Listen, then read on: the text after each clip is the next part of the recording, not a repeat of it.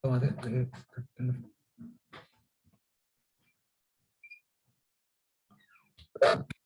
días.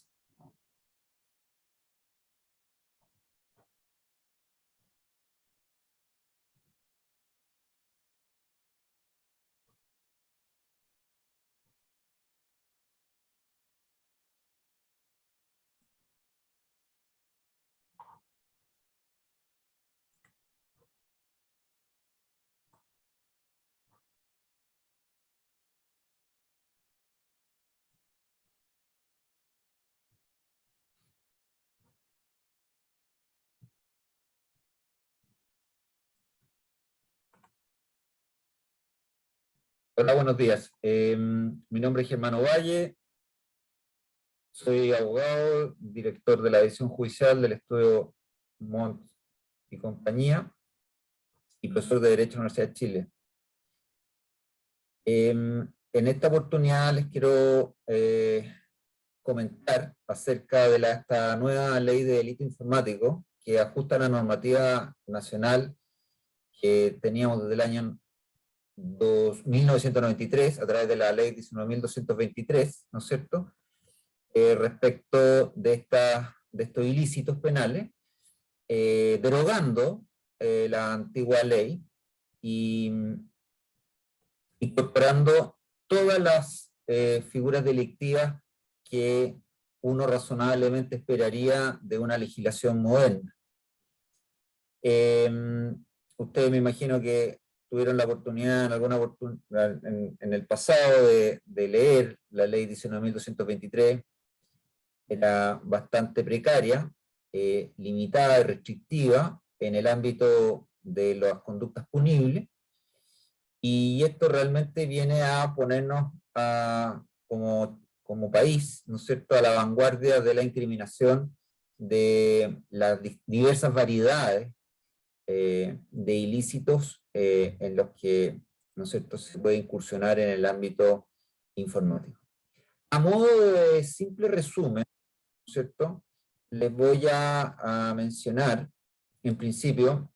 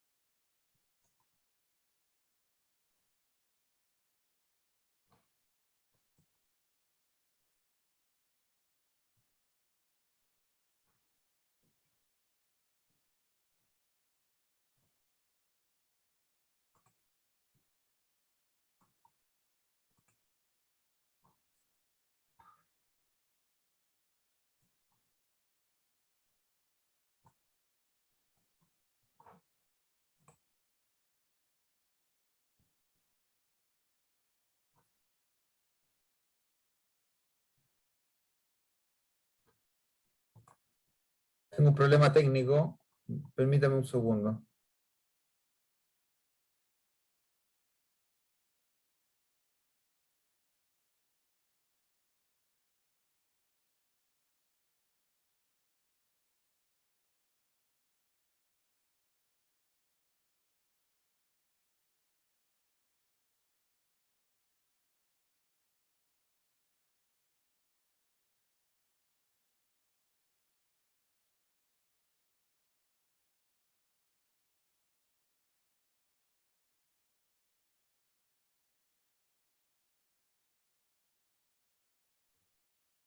Bien, continúo, disculpe.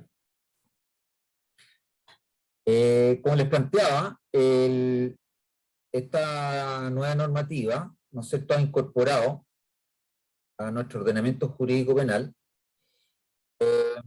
distintas nuevas conductas, tales como, ¿no es cierto?, el acceso a la intercepción ilícitas, el ataque a la integridad de datos informáticos, la falsificación informática, la receptación informática, el abuso de dispositivos y el fraude informático.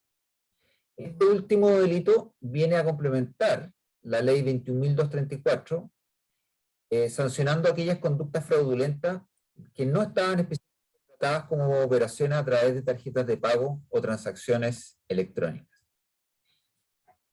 La ley en comento establece como agravantes la confianza depositada en la administración de un sistema. También se considera como agravante el abuso de la vulnerabilidad o el desconocimiento de ser niños, adolescentes o adultos mayores los afectados. A su vez, la ley considera como atenuante la colaboración eficaz. Sin perjuicio de considerar el acceso ilícito como punible, la ley autoriza esta conducta en tanto se trate de una investigación de vulnerabilidades o bien cuando se cuente con la autorización del titular. Ya lo veremos con mayor profundidad enseguida. Como ha sido usual en el último tiempo, la presente ley amplía los delitos que fueron ya mencionados, incorporándolos al catálogo previsto en la Ley de Responsabilidad Penal de las Personas Jurídicas, siendo considerados delitos base para su aplicación, lo que obligará a la empresa a desarrollar mecanismos adecuados de prevención o de compliance para evitar incurrir en este tipo de infracciones. Sin embargo, se establece una vigencia diferida en lo referente a este acápite por el plazo de 6 meses contados de la entrada en vigencia de la ley para precisamente que las empresas puedan diseñar esos planes de cumplimiento. Se crea la institución de la preservación provisoria de datos informáticos, pudiendo el Ministerio Público solicitar a las empresas que mantengan durante 90 días prorrogables a 180 la información o datos hasta que se autorice la entrega por parte de una resolución emanada por el juez de garantía competente. Y la empresa debe guardar secreto en esta investigación. Esta norma también entrará en vigencia transcurridos 6 meses desde que se publique en el Diario Oficial el reglamento que regule esta institución, el cual lo estamos esperando. Esta ley que estamos comentando fue publicada en el Diario Oficial el 20 de junio del año 2022. Van a tener presente para los efectos de calcular los plazos de vacancia antes referidos. Esta ley contempla definiciones que son imprescindibles de considerar a efectos de comprender bien el sentido y alcance de los tipos penales. Por un lado, define datos informáticos como toda representación de hechos, información o conceptos expresados en cualquier forma que se preste a tratamiento informático, incluidos los programas diseñados para que un sistema informático ejecute una función. Enseguida, se define el sistema informático como todo dispositivo aislado o conjunto de dispositivos interconectados o relacionados entre sí, cuya función, o la de alguno de sus elementos, sea el tratamiento automatizado de datos en ejecución de un programa. Define también el concepto de prestadores de servicios, que son entendidos como toda entidad pública o privada que ofrezca a los usuarios de sus servicios la posibilidad de comunicar a través de un sistema informático y cualquier otra entidad que procese o almacene datos informáticos para dicho servicio de comunicación o para los usuarios del mismo. Revisemos a continuación cómo vienen definidos, conceptuados los delitos informáticos que se incorporan a través de esta nueva ley. Al igual como lo hacía la 19.223, vuelve a incorporarse como primera conducta típica, pero de un modo mucho más completo que aquella, el ataque a la integridad de un sistema informático, entendiendo que esta conducta se realiza mediante la obstaculización o impedimento del normal funcionamiento, total o parcial, de un sistema informático, a través de la introducción, transmisión, daño, deterioro, alteración o supresión de los datos informáticos. Aquí podemos ver que este delito delito de daños, en principio, pero daños en un doble sentido. Por un lado, se mantiene la figura de daño físico, y por otro, ¿no es cierto?, un daño a través de la interrupción, ¿no es cierto?, prácticamente por cualquier medio que implique, ¿no es cierto?, como resultado o consecuencia el deterioro, la alteración o la supresión de los datos informáticos.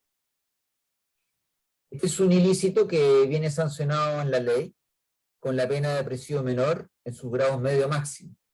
Es el delito más grave que establece esta nueva ley. Una pena que va desde los 3 años y un día a los 5. Nos parece interesante recalcar que la amplitud de los medios, modos o verbos comisivos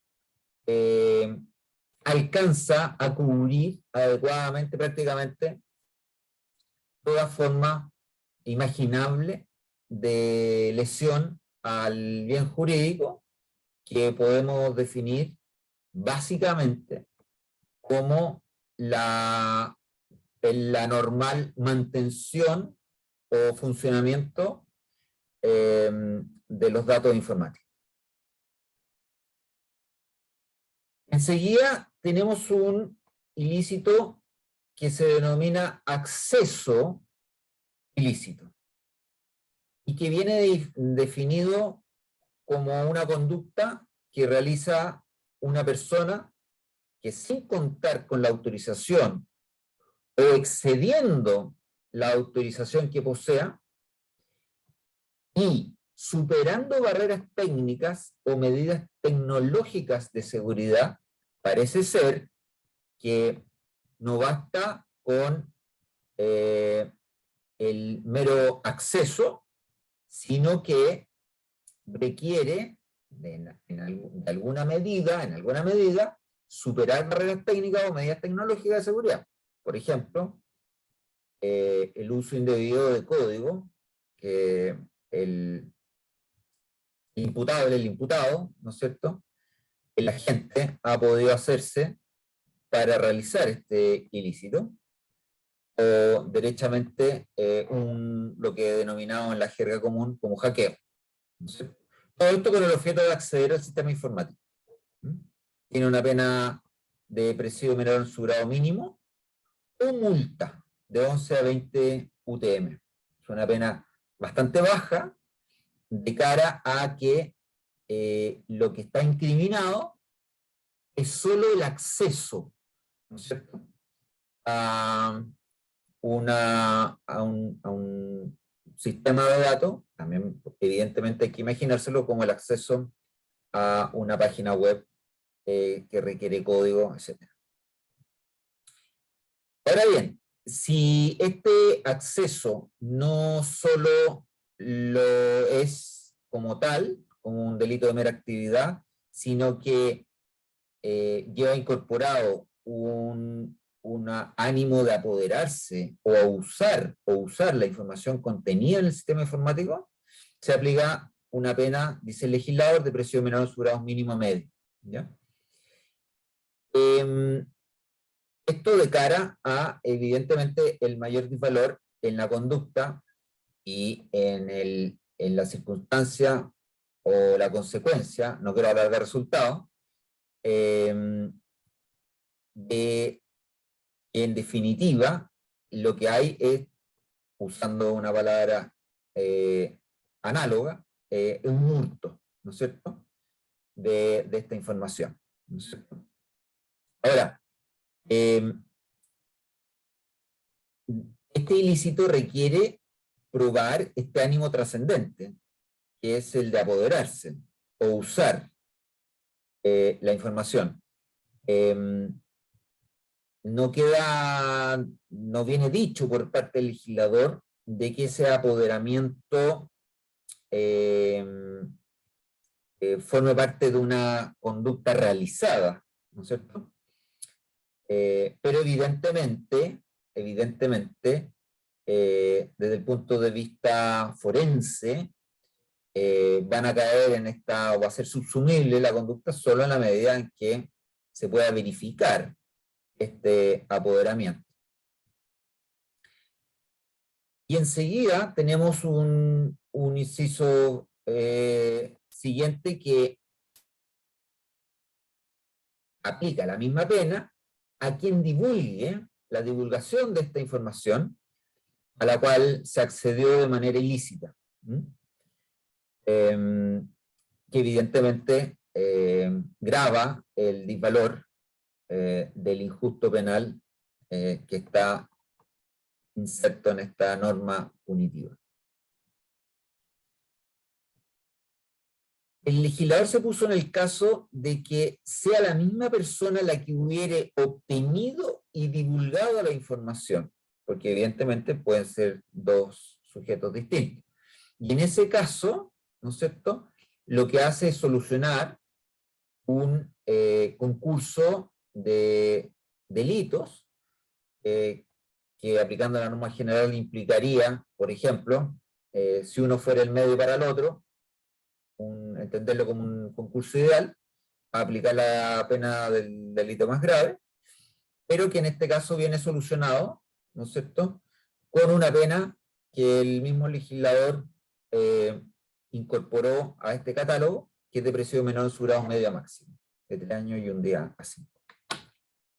Enseguida tenemos que referirnos a la intercepción ilícita, que también estaba de un modo mucho más precario en la ley 19.223, y que ahora viene definido como una conducta por medio de la cual un agente indebidamente intercepta, interrumpa o interfiera por medios técnicos la transmisión no pública de información en un sistema informático o entre dos o más de aquellos, ¿no es cierto? Esta intercepción es una intercepción que ha de entenderse como subrepticia, es decir, con una consecuencia de probablemente hacerse de esa comunicación, ¿ya?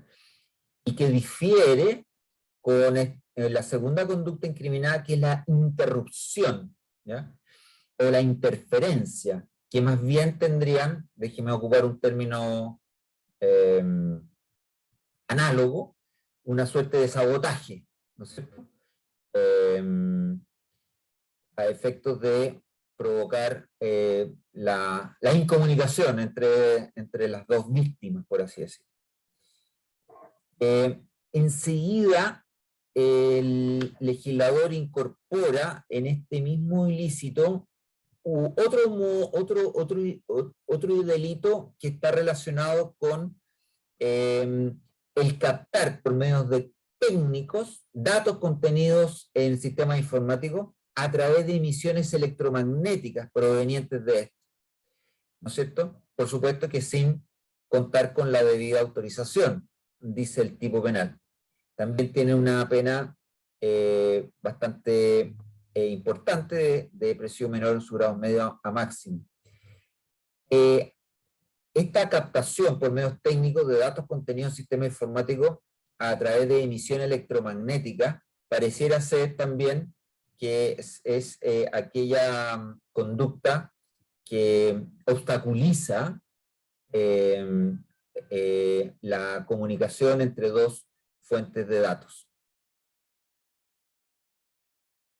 Enseguida el legislador ha incorporado la figura del ataque a la integridad de los datos informáticos, definiendo esta conducta como a la que realiza un agente que indebidamente altera, daña o suprime datos informáticos, ¿no es cierto?, siempre que con ello, como un requisito del tipo, se cause un daño grave al titular de estos mismos, ¿no es cierto? Nuevamente nos enfrentamos a una figura en el mundo de la informática de daño, ¿ah? Prácticamente, ya sea porque esta alteración o supresión de todo o parte de los datos informáticos, entendiéndolo como desde el borrar, ¿no es cierto?, una parte o todo de un disco duro, que será punible solo en la medida en que se cause grave daño al titular de estos mismos, lo cual parece bastante razonable de cara a que la víctima pudo tener respaldado, ¿no es cierto?, toda dicha información, y la verdad es que el daño no se puede calificar de grave.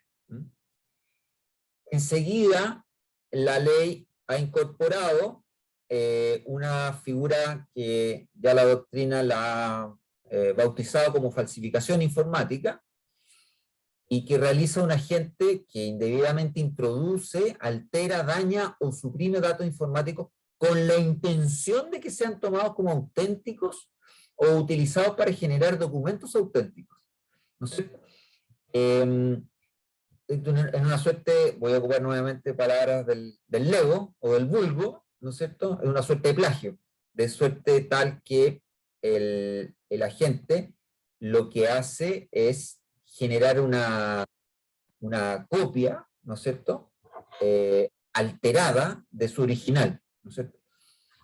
Y esto respecto del generar documentos auténticos, probablemente esté asociado, porque yo tampoco soy experto informático, a la generación, al uso indebido o a la colocación indebida de todas las marcas o firmas digitales, ¿no es cierto?, de suerte tal de generar un documento que, a la usanza de nuestro antiguo 193 y siguientes del Código Penal,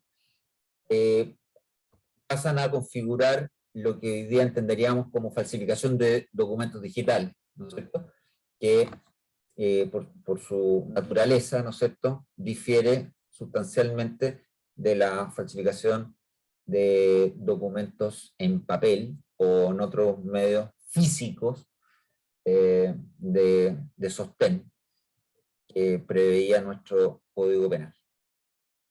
Prevé aún. En este punto, el legislador refiere que cuando la conducta descrita sea cometida por empleado público, abusando su oficio, será castigada con presidio menor en su grado máximo, a presidio mayor en su grado mínimo, lo cual es coherente con el mayor disvalor de la conducta, de cara a que se trataría en este caso de la infracción de un deber de un funcionario público, sobre quien pesa, ¿no es cierto?, un especial deber de veracidad en la creación o distribución de documentos digitales en el contexto de un Estado digital, ¿no?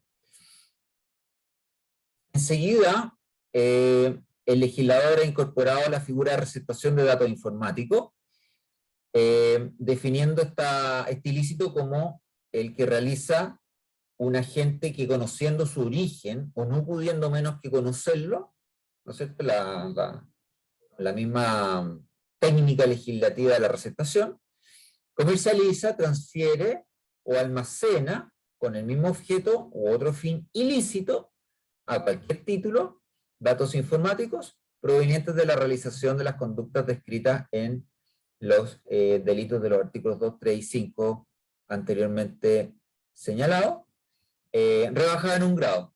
Y esto de cara a que en general la receptación, ¿no es cierto?, en este caso de información digital, ¿no es cierto?, la receptación siempre se ha considerado un ilícito ulterior al base consumado, que en este caso sería evidentemente el apoderamiento ilícito por parte de un agente directamente en perjuicio de su titular. De manera tal que es un acto ulterior, especialmente sancionado, al delito previo, que es el de apoderamiento. Esto es bastante interesante de cara a que todos aquellos, por ejemplo,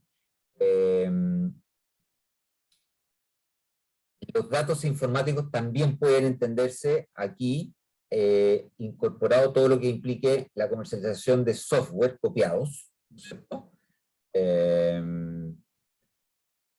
Y lo cual viene a integrar de alguna manera la protección que provee respecto a su titular, ¿no es cierto?, la ley de propiedad industrial.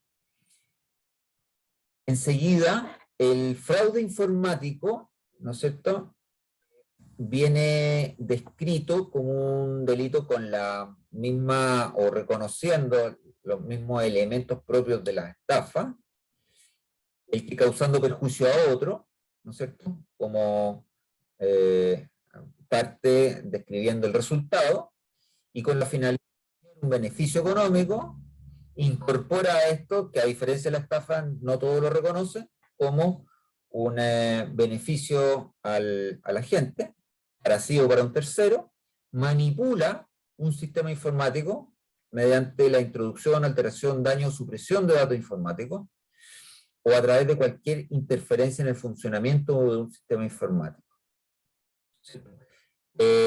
Esta manipulación, yo venía con un ejemplo que me parece adecuado, es la manipulación de la lotería, por ejemplo, ¿no es cierto? En el que se desplaza al legítimo ganador y pasa a otro a tomar su posición, causándole un perjuicio, intentando cobrar o cobrando el premio a través, ¿no es cierto?, de la manipulación del sistema informático, en el que que hoy día todos sabemos que las loterías, por ejemplo, están todas operan a través de medios informáticos. Hace distinciones respecto con la misma técnica legislativa que ocupa el Código Penal en el 467, distinguiendo el grado de pena, la intensidad de la pena, de acuerdo a la cuantía del perjuicio ocasionado a la víctima. Enseguida, y con esto ya vamos terminando, la ley ha incorporado el abuso de los dispositivos, ¿no es cierto? ¿En qué sentido? El legislador ha diseñado esta conducta que se realiza para perpetrar los delitos 1 o 4, de los artículos 1 o 4 de esta ley, y que entregara o obtuviera para su utilización, importare, difundiera o realizara otra forma de puesta a disposición uno o más dispositivos, programas computacionales, contraseñas, códigos de seguridad o de acceso u otros datos similares creados o adaptados principalmente para la perpetración de dichos delitos. Y será sancionado con la pena de presidio menor en su grado mínimo y multa de 5 a 10 UTM. Este abuso dispositivo, en definitiva, ¿no es cierto?, implica, figúrense, entre la importación y la difusión, ¿no es cierto?, para los efectos de realizar estos delitos. Para un lego esto implicaría, ¿no es cierto?, colgar de la web, ¿no es cierto?, un software espía, por ejemplo, ¿no es cierto? Un software espía, el cual yo lo bajo, probablemente lo compro, por supuesto, y lo utilizo para, por ejemplo, acceder a un sistema informático de un tercero. Es decir, para realizar uno de los otros delitos que vienen sancionados en esta ley. Es bastante nítido que esto debe entenderse así, y agrego al respecto que también podría darse la difusión o entrega de software o derechamente de contraseñas o códigos de seguridad que permitan acceder a estos a software que son de un tercero para realizar estas otras conductas. Finalmente, es interesante que la ley contempla un atenuante, como ha sido la tónica en modificaciones o leyes penales especiales en los últimos años, de cooperación eficaz que conduzca al esclarecimiento de los hechos investigados que sean constitutivos de algunos de los delitos previstos en esta ley. Esta atenuante constituye un aliciente para que agentes, cómplices o encubridores, ¿no es cierto?, coactúen a la investigación, a cumplir las funciones del Ministerio Público, las funciones persecutoras, y también se incorpora de modo especial, porque sabemos que el atenuante existe en el Código Penal, esta atenuante también viene a beneficio a aquella persona que sirva para prevenir o impedir la perpetración o consumación de otros delitos de igual o mayor gravedad contemplados en esta ley. El legislador incorporó un requisito, tal como que esta cooperación eficaz implique el suministro de datos o informaciones precisas, verídicas y comprobables, que contribuyan necesariamente a los fines señalados en el inciso anterior. Es decir, aumenta los requisitos para que esta cooperación eficaz no se transforme en un aliciente que no cumpla con la finalidad del proceso de modo eficaz, eficiente. Tenemos agravantes también, como el abuso de una posición de confianza en la administración del sistema informático o custodio de los datos informáticos en razón del ejercicio de un cargo o función. Es nítido y se explica por sí mismo, de cara a que en las empresas, en los sistemas informáticos, más allá del propio agente que tiene libre acceso, también pueden existir otras personas que también tienen acceso, globales o restringidos, como son precisamente todos los que ayudan al área informática de las empresas o las instituciones públicas. Enseguida, el legislador ha incorporado como agravante el abuso de la vulnerabilidad, confianza o desconocimiento de niños, niñas, adolescentes o adultos mayores. Es decir, el abuso de víctima débil, que en terminología española, que ha venido trabajando esto hace mucho tiempo en distintas clases de delito. También se agrava la conducta y la pena cuando estas conductas afectan o interrumpen la provisión o prestación de servicios de utilidad pública, tales como la electricidad, el agua, el gas, el transporte, telecomunicaciones o financieros, o el normal desenvolvimiento de los procesos electorales. Muy interesantes. Y con eso estaría poniendo término, recordándoles que en todo caso esta es una ley que tiene una entrada diferida, como le expliqué al inicio, y que simplemente comentario personal, estamos muy contentos de que por fin tengamos, y yo creo que se demoró bastante, es una ley que debió haberse dictado hace varios años atrás, pero con ello nos ponemos al día y en definitiva va a ayudar a prevenir y sancionar esta clase de ilícitos. Muchas gracias. Hola Alfonso, tú tienes una pregunta acá. Dice, muchas veces los ataques informáticos son realizados desde el extranjero. ¿Cómo se conjuga la nueva ley con lo dispuesto en los artículos 6 del Código Penal? ¿Qué pasa si el delito se realiza a través de servidores en el extranjero o bien por personas que se encuentran fuera de Chile? Es un temazo lo que tú planteas, Alfonso.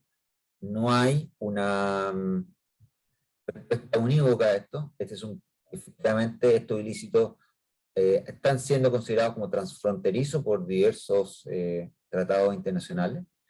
De hecho, el convenio de Budapest, que incorpora esto, posee normas de cooperación internacional. Lo importante, diría yo, es que más allá de donde esté el servidor, desde donde se manipula la información, sí puedo decir con con certeza que si la persona estaba en Chile al momento de la comisión del delito, por supuesto que entra y se va a tener que someter a la jurisdicción del Ministerio Público chileno y de los tribunales nacionales. Si la persona está fuera de Chile, evidentemente los tribunales chilenos también van a tener competencia para conocer y juzgarlo, de cara a que la víctima está en Chile, ¿ya? Ese ha sido en general y a grueso modo el criterio de suerte. Pero tenemos el problema práctico de que la persona que está afuera vuelva a Chile, sea extraditada para ser juzgada en Chile. Y ahí vienen a colación las normas de cooperación internacional para que se juzguen aquí o allá, pero básicamente en términos reales, concretos y prácticos, lo que ha ocurrido hasta la fecha es que hay un gigantesco cúmulo de ilícitos que quedan en la más absoluta impunidad por efecto de que el sujeto operó desde fuera. Lamentablemente, esto es en el mundo globalizado se está avanzando enormemente en generar los acuerdos, los tratados internacionales que permitan que ciertos ilícitos, hay muchos países que resisten a esto, pero yo creo que vamos a terminar tarde o temprano en una justicia que otorgue y confiera competencia a al menos los dos países que estén con similares reglas, en que se haya alojado el sujeto o el servidor de un modo mucho más armónico de lo que es hoy día. Pero insisto, es un tema que tiene pro y contra y tiene mucha resistencia aún en los países. No se ha logrado, como ustedes bien saben, lo único que tiene un tratamiento más o menos universal de cara a la persecución, no al juzgamiento, son los delitos de lesa humanidad. Nos queda mucho por avanzar en esto, pero es un problema urgentísimo. Les recomiendo la investigación que hizo Claudia Cárdenas respecto, no de la solución, sino de la descripción del problema que nos exige soluciones bastante inmediatas para que esto no quede en la impunidad. Eso es. Muchas gracias.